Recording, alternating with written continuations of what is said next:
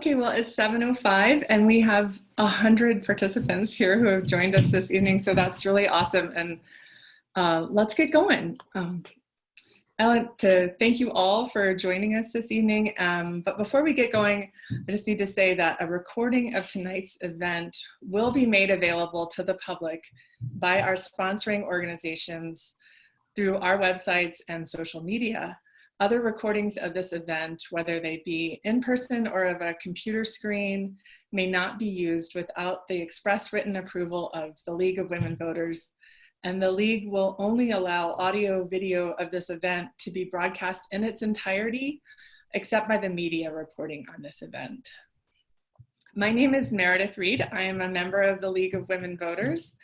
And on behalf of the League and our co-hosting organizations, which is the Better Utah Institute, the ACLU of Utah, Action Utah, the NAACP Salt Lake branch, and the Utah Black Roundtable, I'd like to welcome all of you and our panelists. The purpose of our event this evening is to provide an opportunity for informed civil discourse on policing reform and to discuss these ideas and proposals, including the issue of defunding the police, a slogan and policy that has been pushed in recent months with activists.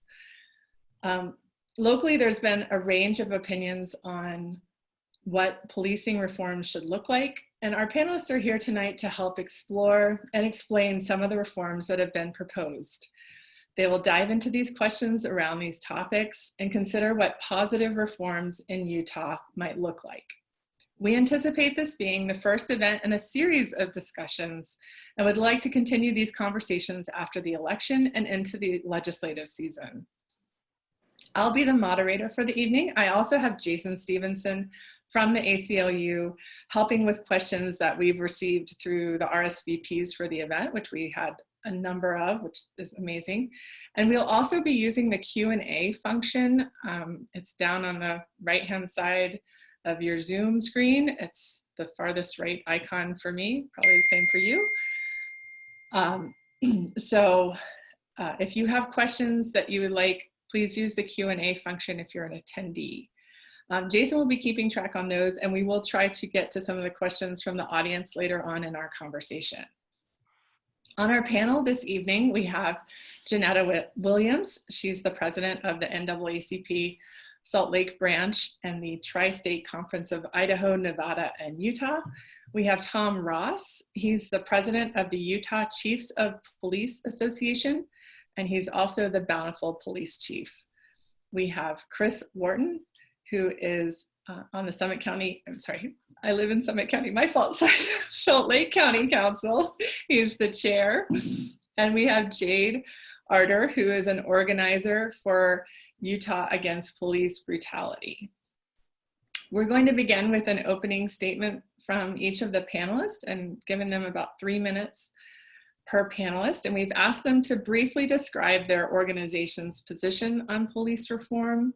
And we do have a 3-minute time limit so that we can keep the conversation moving. I'll give you getting short if you're looking at your screen so that we can keep things moving along. After the introductions, we'll have 2 questions that all of the panelists have already received ahead of time. So it's a conversation and it's asking them what their organizations need from each other to attain their vision for reform. And I'll address that again before we get into it. And then also we're going to ask them what reform efforts, sort of buckets of how to approach reform efforts. So let's get started. Chief Ross, you want to kick it off? Yes, thank you.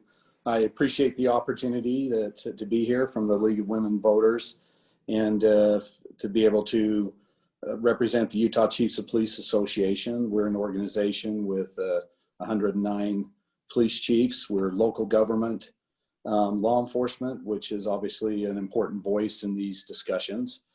And because there's 109 chiefs and different law enforcement agencies and cities that they work in, there isn't one point of view that I'm able to express as I am speaking as the president at this point. And our efforts to date have been to really to meet with anyone that has concerns or issues, and with police reform, ask questions that are being asked on how law enforcement deals with people of color, and certainly the equity and disparities that have been raised. And we're trying to, as an organization working with the League of Cities and Towns, we're trying to gather as much information, what the recommendations are, what the proposed solutions are, so that we can take that back to our membership and law enforcement as a whole, and start looking for ways to improve our relationship with our communities. Thank you. Janetta? Yes, thank you. And thank you to the League of Women Voters and all of the audience there today. The NAACP, our mission is to secure the political, educational, social, and economic equality of rights in order to eliminate race-based discrimination and ensure the health and well-being of all persons. The NAACP, we were founded in 1909, and we're the oldest civil rights organization in the country, celebrating this year 111 years in existence. Our president and CEO is Derek Johnson, and our chairman of the board is Leon Russell. We have 64 national board of directors, and we're a very structured organization.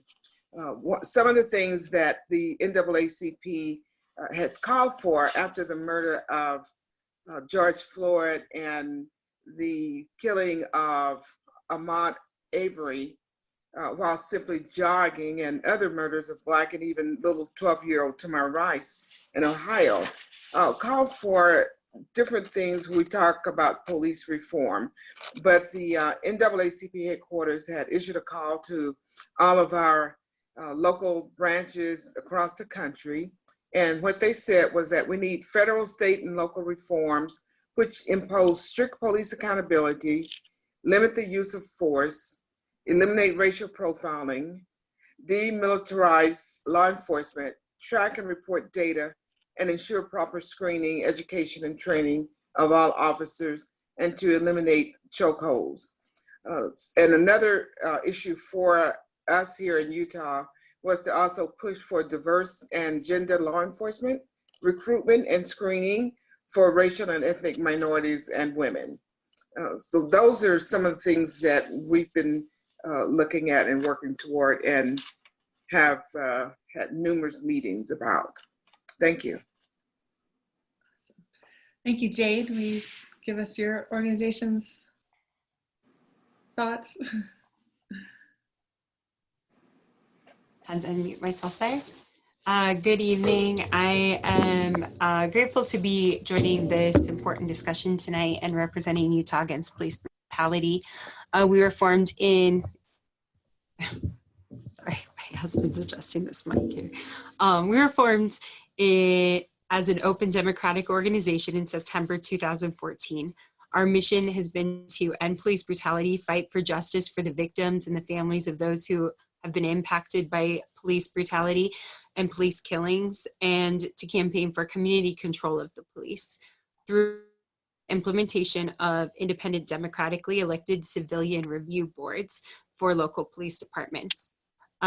These civilian review boards would have the real power to collect data on policing, to investigate police misconduct, and recommend disciplinary measures to the chiefs of police in those departments, and would be empowered to actually have a say in policy and training and discipline of the police. While we support other reforms that offer potential harm reduction in policing, such as body cameras and use of less lethal weapons and additional training efforts, such as the de-escalation training, racial bias, and diversity awareness trainings, we believe that, and history has shown us that those reform measures are not enough to put an end to the use of excessive force, racist profiling, and police killings, or that other forms of police brutality, such as the harassment of our unsheltered community members. Utah Against Police Brutality operates as an affiliate of the National Alliance Against Racist and Political Repression, an organization with branches nationwide, coast to coast, that are also organizing in their localities for community control of the police. Community control is not about reforming necessarily a broken, corrupt, and racist institutions, but it's about ending the police's role as an occupying force in our communities. We're fighting to affirm our inalienable rights, democratic right of the people to decide how we are policed. We stand by our belief that communities should have a say in what public safety looks like, to hold officers accountable for violent actions and prevent the loss of human life and violent incidents such as the one in Rose Park last week, where Lyndon Cameron, an autistic child, was shot while running away after his parents called for a intervention mental health crisis situation. And we too often have seen abuses without accountability. In some cases, we've seen families, sorry, I lost my spot there. Too many people have been killed in our cities, communities, and neighborhoods by police, never receiving their right to the due process under the law.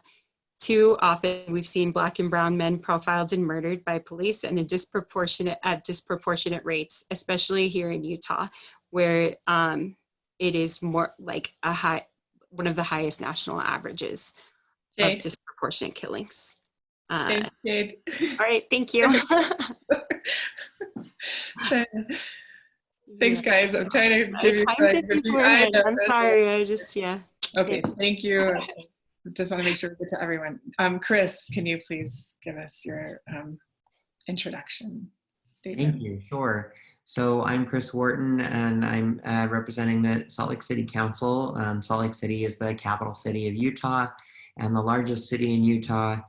The position, well, let me start with this caveat. I don't have a prepared statement that from the whole council, so I'm speaking to you today, even though I currently serve as the chair of the council. I'm giving you my position and my observations of where I believe the council is.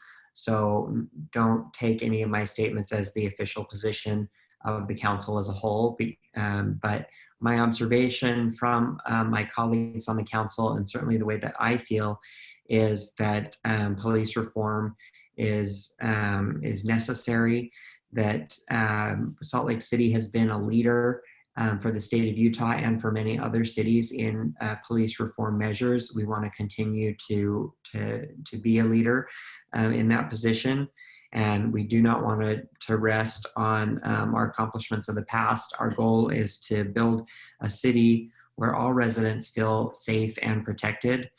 Some of the current measures that the council is working on is demilitarizing the police,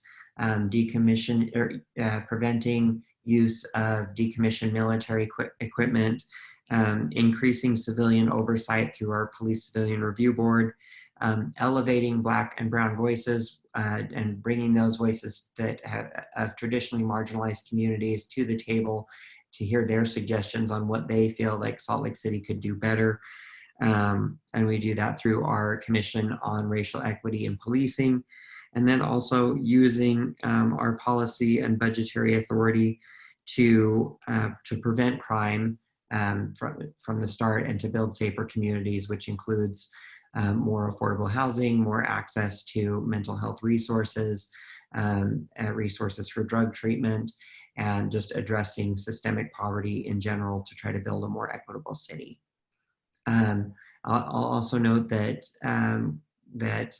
while there have been a lot of calls for defunding the police or even abolishing the police, that there are a number of state laws that regulate what Salt Lake City can and cannot do as a municipality within the state of Utah. For example, we are required as what's designated as a first-class city under Utah law to have a police force and a police chief. So we have to operate within that barrier in addition to a number of other state laws. we're interested in making all the reforms so we can with under the existing law. Thank you, Chris. Thank you. I just want to remind folks, if you've joined us recently, that we are taking questions from the audience, from our participants. Oops, sorry, that's my timer. I apologize. But we're using the Q&A function, which is down on the right-hand side of your Zoom controls. So if you have a question that comes up for you as you're listening to our panelists, please feel free to submit that through the Q&A. So our first question for the conversation this evening is to ask each of the representatives here. I'm giving you guys 2 minutes, and then if something comes up for you to respond to, I'm giving other folks 30 seconds to respond. And you can just throw your hand up, or there is a raise hand function in Zoom if you want to use it, but or wave at me, and I'll make sure that we get you in there. But what do your organizations need from each other to attain your vision for reform? So the purpose of this is to have a conversation. And so what are each of you looking for from the other organizations that are here to help achieve reform? Janetta, you want to start us off? Sure, I can do that. One of the things that, or several of the things that the NAACP would look for in different organizations and groups is to better understand exactly what it is that the NAACP that we're asking for, and come to the table and discuss different issues. And for one organization may not want to agree with the NAACP, but I think what we need to do is come together to look at different issues, at different situations. When people are saying defund the police, that's not what the NAACP has been asking for. So those type of things that people need to kind of better understand, what the NAACP is and what we do. And we are a nonpartisan organization. And again, like I said, we are very structured. We've been around since 1909, 111 years. And so we want folks to be able to, come to the table and work with us and have open discussions. Thank you. Chris, do you want to respond to what organizations need from each other to attain their vision for reform?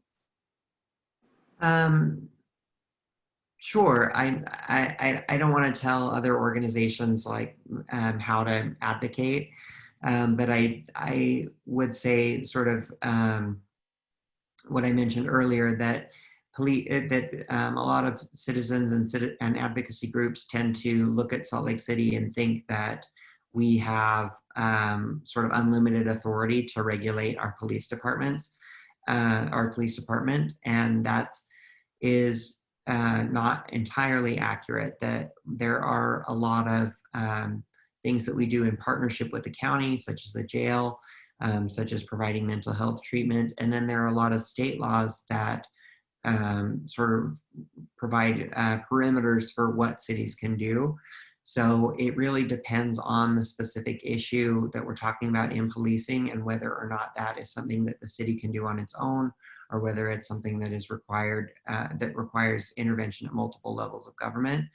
But we, as the city council, are always open to dialoguing with residents, pointing them to hear what their concerns are, what they would like to see out of their police department, and then also directing them to those county and state contacts to when it's an issue that is not entirely within Salt Lake City's authority, or that we can't do without those other levels of government.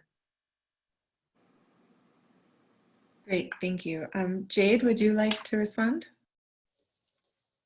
Yeah, I would say our organization, we are an organization that's built in the community, that's made up of people, right, and mobilizing the community around an issue. And so we need that support, and like so I'd say like those who have influence, have a position where they, you know, are speaking to people in the public and talking to them, like referring them to, or learning about themselves and then referring them to information around what community control means, like what an independent civilian review board would do for policing, how that would empower the people in our community to have a say in what public safety looks like and what interactions we want to see in our community and how we protect each other as community members, but also have, you know, government like agents like in our community and what their role is and what it should be. And so yeah, using that, any influence that you all have to like, or to support that movement. And I think learning about each other is really important. Right now, we have a huge task of working at a state level to try to repeal a bill, HB 415, which, you know, I know that Utah Chiefs of Police spoke in favor of passing that bill. And I would say, you know, to reevaluate the reasons around that. Like we're fighting for democratic rights, for the democratic rights of our communities to have a say democratically in how our communities are policed and how we are looking out for each other and keeping one another safe. And if you have the ability to push for repeal of HB 415 or to have more conversations around that, or would like more information, to reach out about it, to like discuss that with people in your organization, in your groups, and to talk about how that could benefit our communities. Thanks, Jade. Chief Ross, can you please share with us what your organization needs from others to attain their vision of reform? Yes, thank you. First off, just the comments that I've been listening to from the other presenters is very important for us in law enforcement to understand, number one, what the ask is, what different groups or different people, the interests of different people, our communities in general, what they want us to do. You know, the more folks that we've met with and the more groups that we've been gathering information from, not everyone's on the same page. So even as you talk about, somebody will use the comment or the term defunding police, that can mean something very different from one group to the next. For some, it could mean abolishing a particular department completely and starting over. For others, it means maybe just taking money that could be better spent in a social service program and not have the police have to take on that responsibility. And so it's very important for us to meet with as many groups and representatives as we can, legislators, especially our legislators of color, which we've been doing as well, and making sure that we understand the asks. As Councilman Wharton referred to earlier, Salt Lake City has done things that's specific to what they believe their community wants and needs, and the department's responding to that. Salt Lake City's Chief Brown is a member of our association, and other cities throughout the state, 245 roughly, have different things that they may be doing or are doing, trying to bridge the gaps that exist. So my hope for my involvement as the president is that working with as many people as we can in a collaborative effort, bringing all the issues together, finding out where there's support for what issues and concerns, where there's not, and then we have significant discussions as law enforcement trying to make the change and evolve our profession to meet the needs of our communities. And by the way, if I can say that this isn't something that's just started. We didn't just start wanting to listen to our communities or have conversations. We may not be perfect, I get that, and some may do a better job than others, but there's been a lot of advocacy and a lot of reaching out to our communities for several years. Law enforcement does not set policy and does not set law. Our legislators, our elected officials, they do that. And our responsibility is to try to within those parameters and federal, state, and local laws, police our communities fairly, equitably, and keeping our communities secure. And there's always room for improvement. We understand that, and we are listening and engaged in this. Thank you, Chief Ross. Does anybody want to respond to any of the topics or issues that were brought up by other panelists? Sure, I will.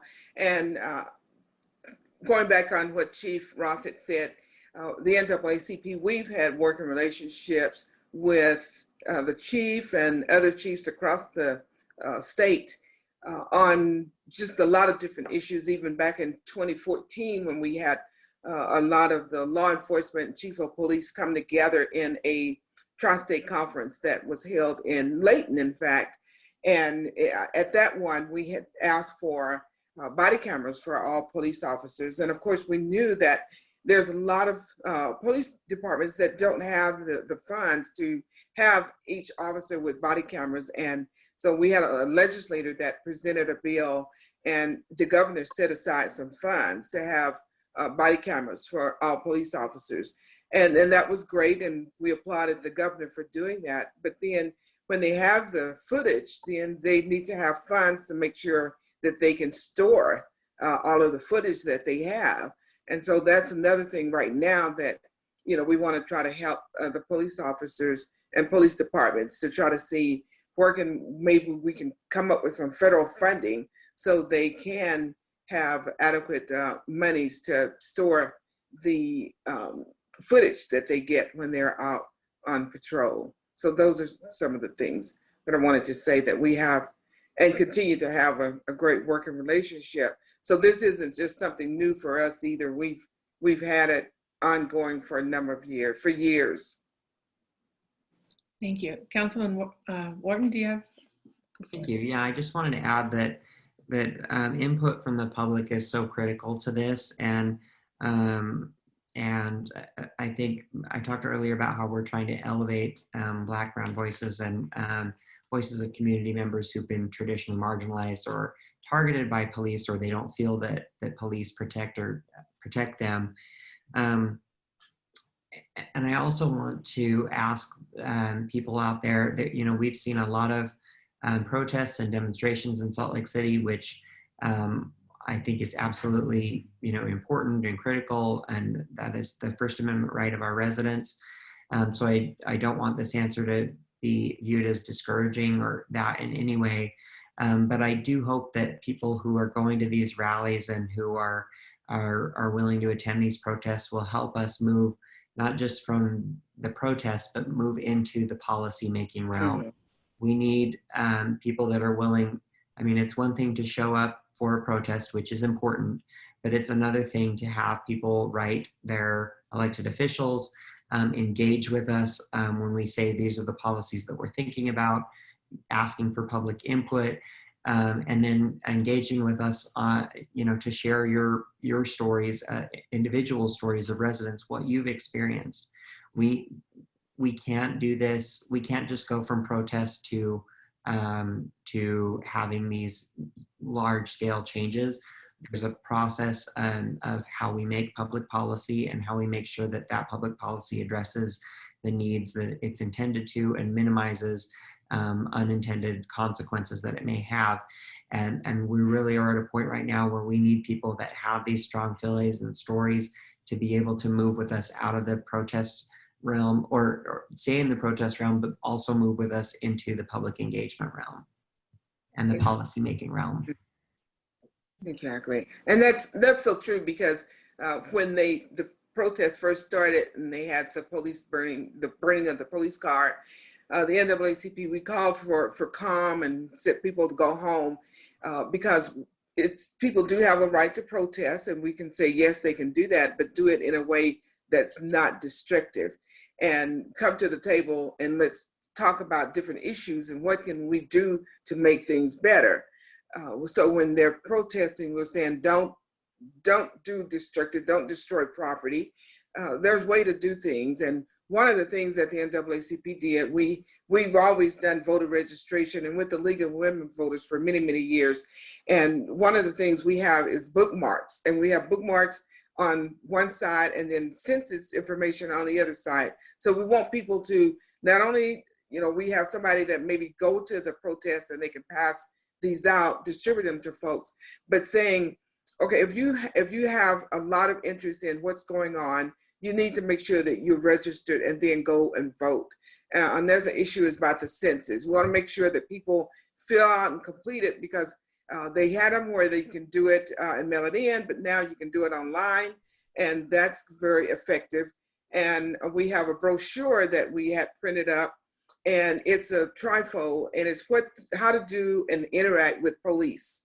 When the police come to your home, what do you do? If you're being asked questions, what do you do? All of the different things that you can talk to police officers on and not be, not be in an argumentative mode, but make sure that you're interacting and know what your rights are. And so those are some of the things, because so often, people just for some reason, of course, they see a police officer and then they do, get frightened and, why am I being stopped, or what am I asking, or what questions do I need to respond to? And so with this little brochure, we'll kind of give them a little more details of actually what to do. We started this brochure back in roughly 1998, maybe, with our NAACP national headquarters and our legal department. And then other folks have, printed it or revised it in their own way. But the NAACP, for us here in Salt Lake City, we had our attorneys look over it and make sure that all of the information was accurate. And then working even with some police officers to say, this is what we're going to give out to folks. Do you have a problem with the language, what's in it? And they said, no, it was all good. So we want to make sure that we continue to work with folks and want to make sure that people know how to interact with police and not be confrontational. Thanks, Janetta. Jade or Chief Ross, do you guys have any response to the conversation that we've been having around getting involved in organizations before we move on to our next question? I just want to give you guys a chance to chime in. I think that exactly what's being said, that we need to hear from our communities. We need to hear what their wants are, what their concerns are, what their fears are, what the needs are. And as we go through this process, which is really an evolution of where does law enforcement fit into the needs and the issues that are happening, some of those things we may remove from law enforcement. There may be other groups that are better, situated and trained to handle that. In others, law enforcement is the only, group that can come in and deal with those types of situations. We're willing to have those, in Davis County, you may or may not be aware, but the receiving center program that we started, that was brought by law enforcement. That was the chiefs and sheriff and in Davis County coming together with Davis Behavioral Health, starting a program that does not require criminal charges so individuals can be taken to a center to get help immediately, substance use, mental health, alcohol abuse. And we do not even send a report to the court as long as the individual is trying to get help. That's a very positive program. It's had a huge benefit to roughly now 350 individuals that we brought in, and we just started this in December. So law enforcement can be part of the answer and should be at the table, and will bring ideas forward that will revolutionize what we do in our communities. And I think if we work together as partners and are willing to sit down even over tough discussions and things that we're passionate about and maybe that we're afraid of at times, I think we can do good things and do what's in the best interest. Thank you. Just another quick reminder to folks, I see some things popping up in the Q&A. So if you have a question that our conversation sparks for you, please feel free to put it in the Q&A in Zoom. And so we're going to move on to our next question for the panel. Reform efforts tend to fall into two categories: de-escalation efforts to prevent incidents and accountability efforts to respond to incidents. Which category do you think deserves the most focus and resources, and why? And Councilman Wharton, why don't we start with you? Sure. I think obviously both are important, especially while we are trying to build more just and equitable communities. I mean, that takes time. There's no policy that you can enact within a couple weeks or months or even one election cycle that builds that society that focuses on prevention. And so we have to address, while we're making those changes on preventing these more systemic issues, we also have to focus on how we're addressing them in the short term. But I think certainly, I think as a society, we've done more focusing on addressing how to deal with crime after it's already happened. And I think that we're seeing some of the things that we're seeing right now as a result of not making more investments on how do we prevent crime from happening in the first place. And the answers, you know, they're difficult questions, and the answers are difficult to achieve, and they require, you know, if we talk about systemic poverty or intergenerational poverty, education, mental health resources, housing, all of those things are huge questions, but they all have a major impact on crime. And those are things that take a lot of time to develop. So I think both are important, but I'm glad to see, I think now that people are more interested in these types of issues and in policing issues. I hope that we'll see more of an investment in those things and more of a focus on those things that actually go towards preventing crime from happening in the first place, rather than trying to address the effects of criminality through our criminal justice system on the back end.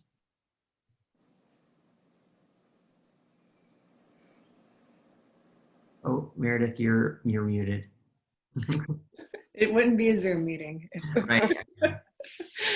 I was saying, sorry, Jade, what are your thoughts on de-escalation and versus accountability, or those two sides of that? Yeah, I, you know, as a group, like Utah Against Police Brutality, we generally focus on accountability. We think, you know, efforts towards de-escalation and doing everything we can to reduce harm or potential harm and brutality is beneficial. And, you know, we support those efforts being made by organizations and individuals and other groups. We also feel, though, that, you know, a lot of resources and investment has gone into additional training for police, into body cam, into a lot of preventative measures. And there have been not, you know, it hasn't curbed the number of police killings or the other rates as much as you would hope or we would like with that type of investment. Also, as a community, you know, we don't have any say in what that training looks like. We can go and have meetings with our local departments, but there isn't like a standard standard for what that training would look like for diversity training and de-escalation training. And if we don't even know what that means, if it's like, you know, an hour of training a year, or if it's this that they add, like how beneficial is that going to be?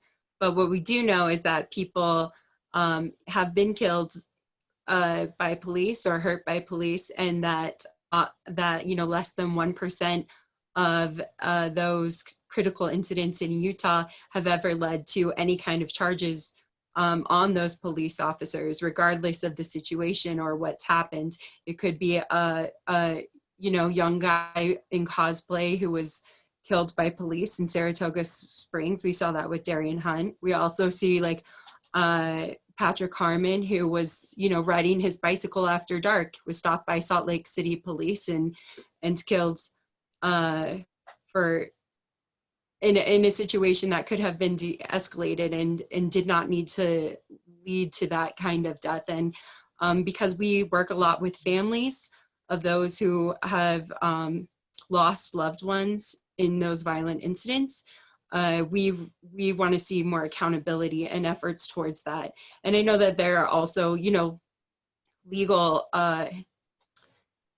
challenges and obstacles that we need to overcome and look at, like qualified immunity. And is that something that is serving our public? Is that something that, you know, we want to be part of our law? Is that something that is benefiting us? And so we would like to see more accountability and Thanks. Yeah. Okay, super. Thank you for your answer. Chief Ross, would you like to weigh in on de-escalation and accountability? Yes. You know, it's been interesting as I've listened to my other three colleagues present. And I'm thinking about the law enforcement world, and there's so little about our world that we're able to focus on just one thing or another. That the balance is so critical. So for example, you know, when we're talking about police accountability, certainly there's some situations that have been brought forward where people may feel that the police did not do things correctly. Others may feel that it was done correctly. At the end of the day, each of the agencies that are involved with those incidents have to be accountable for that. If there's ways to improve that, we should be improving it. If there's ways to educate what police do, then we should be providing that education.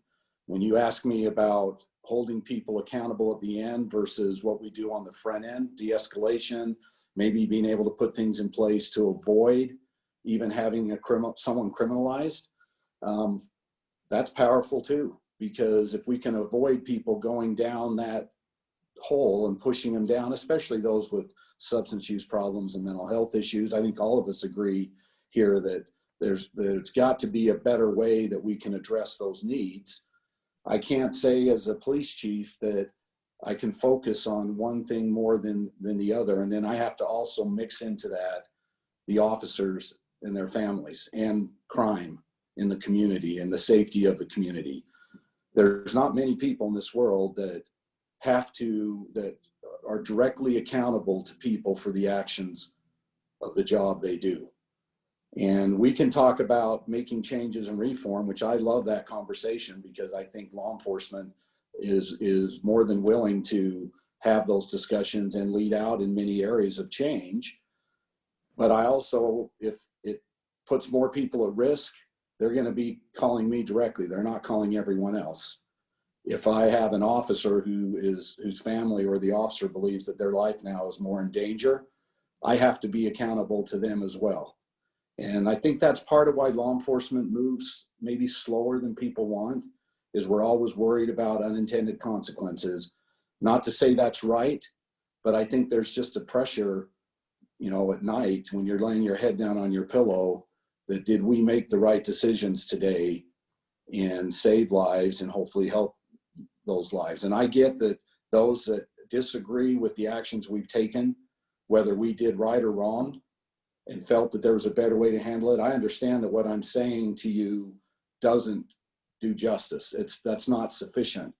But in my world, it has to be a part of that conversation. We have to do this balanced. We need officers, men and women of all races, gender, sexual orientation. We need everyone in our profession responding on those calls when you dial 911. And I'm trying to desperately, as a leader of an organization, to make sure that we can balance all of that and still make the changes that make our communities feel better, safer, listened to, more equitable, and we're not marginalizing. And these are important conversations. Thank you, Chief. Janetta.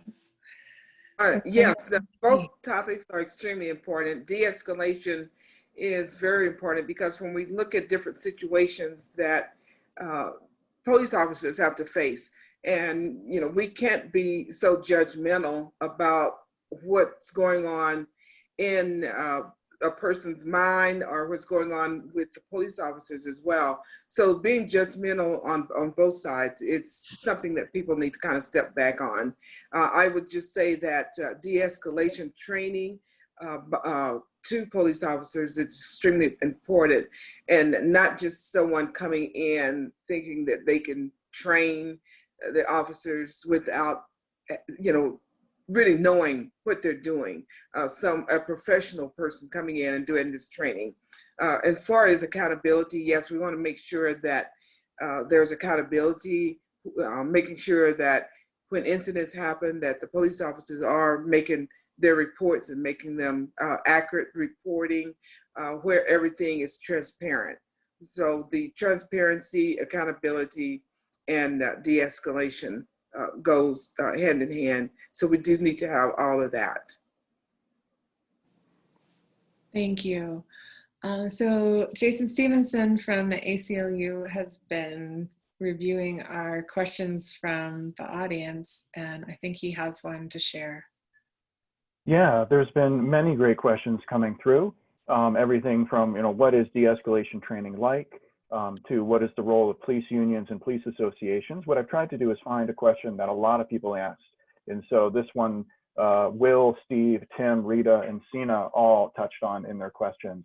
And that is, it's about the sort of scope of reform and how to make impact. Since there are over 100 police departments across the state, how can reform happen at a statewide level if most of the policies and training is organized at the local level? Should people interested in these issues focus on municipalities and city councils, or try to make change at the Utah legislature at the state level? Who'd like to go first? You want me to respond to that? Go for it. I mean, all of you can, but Chief Ross, what are your thoughts? Both at the state level and the local level is extremely important. So there are certain things that in order for us to do it equitably and fairly and making sure that everyone's participating, they will have to be done at a state level. But what's interesting is you hear this all the time, whether you're talking about federal government versus state government versus local government and big corporations versus smaller. There's also a very strong sense of belief and feeling that the best decisions are made closest to the people at the local level. And in our association, which is why we support, city by city at times, making decisions that they feel best represent the needs of their community, and look at that as the best option. And at the same time, there's legislation that obviously we're talking about now. For example, there may be something with use of force that we as a state and as communities across this state feel that we need to set a different standard. That may be better accomplished at a state level. So we're looking to be involved in both sides of it. And I would tell individuals that to talk to your elected officials at the local level, talk to your legislators at the state level, and share your ideas and concerns. But I don't believe at the end of the day that it will be one forum that we're able to solve these issues. It's going to have to be both. Yes. I agree with the chief as well, too, because when we can talk to our legislators, which we have been doing, and making sure that we can get some legislation that's going to be beneficial to everybody concerned, I think it will be a win-win situation all the way around. Some of the things that when people are looking at different laws and making sure, say for instance, with the district attorney, if they're looking at a police shooting, and there's the laws that the district attorney has to look at and make his ruling for. And so if people want the rulings to be different, then they're going to have to change the laws are going to have to be different. And so those are some of the things that people need to really take into consideration, and make sure that they can talk to their legislators and try to work and try to make sure that they're not going to have a win-win situation all the time, but make sure that they need to go in to a situation where they can make compromises.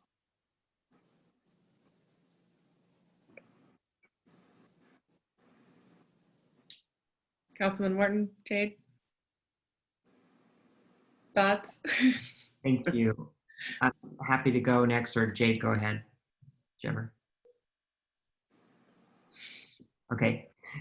So I think it really depends on the issue. Like, if you're talking about, so the short answer is both. But as Janetta said, if it's something like, what is justified use of force, and are officers justified in using this from a legal standpoint, or should charges be brought against them for excessive use of force? That's something that only can happen on a state level. A city can't set its own, a city could set its own standard for what is justified in terms of force for their own internal discipline of an officer, but a city can't say, you know, for Salt Lake City, for example, the use of force is justified at this point, and the DA has to pursue criminal charges against an officer if they don't meet this standard. That's a state statute that can only happen at the state level. But then you have something like a police civilian review board. You know, most cities in Utah don't have a police civilian review board, even though they're authorized to. So if you in your community want to have more input on your police department, start by asking and finding out if your community has a police civilian review board, and if they don't, then form one. Talk with your mayor and your city council about how to do that. So that's really, you know, I hate to give a complicated answer because I know that there's a lot of energy and a lot of willingness to go out and try to make these changes. But because they can be so complicated, it kind of comes down to issue by issue about which one is more of a state issue and which one is more of a local issue. Thanks. And Jade, I'll let you to wrap it up for this topic. I'd say, you know, anytime you're looking at changing those both, I mean, policies and laws at any level, to look at groups or people in your area who are doing that, you know, like I think you're going to be a lot more effective generally if you can join another organization or group that has something in process, and you can like work towards the same goals. Otherwise, if there's nothing in your area, you know, maybe find other people to collaborate with you. But as far as, you know, we as an organization, Utah Against Police Brutality, have primarily been in Salt Lake County, and localized even more to like Salt Lake City generally. And we've done a lot on the local level, and including, you know, fighting for that civilian, independent, democratically elected civilian review board. And then, you know, had the state come down with a law that like prohibited us from being able to create that at a local level. So you do have to keep in mind both where those levels are, and be aware of, you know, what's going on the state level, as well as local. And if you're interested in change, again, I would just say to like look around, see what people are doing, and get involved with people that are fighting for or like, you know, looking for the same types of goal solutions and programs that you are, and get involved with them. Fantastic. I had one thing I wanted to say too, because several of our attorneys with our NAACP took an overview look at that HB 415, and there's some things in there that a lot of people don't really understand. And so we had our attorneys look at that and break it down, because people, they still can do a citizens review board. In fact, South Salt Lake, the mayor Wood was looking at implementing one in hers within the last several months. And so there are some of the ones that's already looking at it.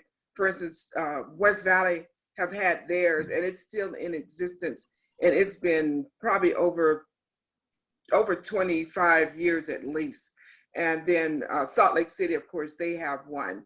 The other folks, they can do and get their citizens review boards, but they do need to speak and work with the city council, work with the mayors, and go ahead and start one. But it's just stipulations on those HB 415 that we broke things down where people can look at. One of the things that we didn't want is that the citizens review boards being able to hire and fire a chief. We don't think that that should be done either. And so, but the other things are in place. Thank you, Jeanette. We are out of time for this conversation. Yeah. Do you have one quick? Do we have one quick second? One quick thing. I'll go really fast because House Bill 415 has been talked about quite a bit, and I think even Rita made the comment that why did the chief support it? The primary reason the chief supported that bill is it would prevent the defunding, taking the money away from police. If it had only been about civilian review boards, we've supported that as an association. As Janetta mentioned, we have cities that have civilian review boards. There's a lot of different, whether advisory boards, review boards, steering committees, there's multiple ways you can do that. But it was the funding issue. When we're fighting to try to employ officers, everyone admits that we don't pay our officers enough. I hear that all the time, everywhere we go. And that's true, we don't.